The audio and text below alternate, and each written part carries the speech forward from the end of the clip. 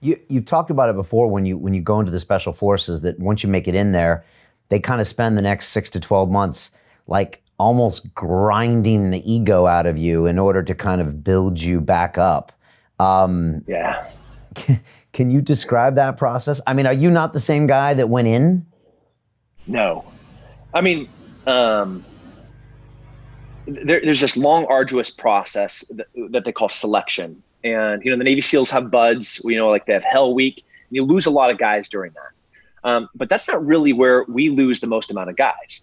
In every single phase of training over the course of 2.5 years, there's 13 of you that go into this phase of training. And every single phase, you get to vote 1 through 13. And number 13 guy, he walks. He's gone. It's called peer evaluations. So the worst performer, and what's tragic is sometimes you get 13 incredible guys, but the 13th guy, he has to go.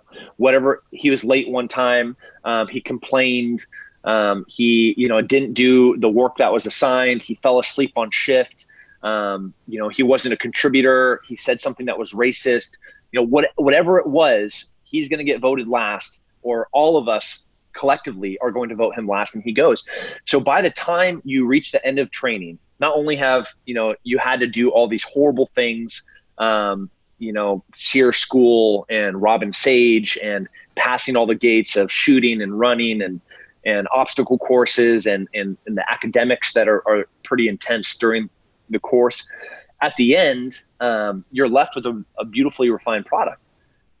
And then you show up on your ODA, and you're like, oh yeah, man, I'm a badass. Look, I've made it through all of this. I'm a collegiate athlete. I was a professional fighter. I'm a competitive shooter. I just finished 2.5 years of training, and now I'm on a special forces ODA. I'm on the A team, and you walk through the door, and they're like, okay, so go ahead and get all your bags and go back outside, and you can just wait outside until we come out to get you. You might be out there 3 days. They don't need you. They don't need you until you're not wanted or needed, until you can provide an asset to that team. And that's a hard thing it's a hard place to come out of. You got a funny smile on your face when you talk about that. Kind of like you're remembering good things, but also hard things about that. Yeah, but like the hard things, I know memories you romanticize, like even the hard stuff. And at the moment you're like, man, this is horrible. Like this is hard. Like, I don't want to be treated like a piece of crap.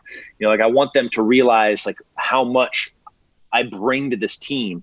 Like that's at the moment, but then that smile is, now 15 years later, remembering what that pain brought in, you call it hazing or just a tough brotherly process, whatever it is.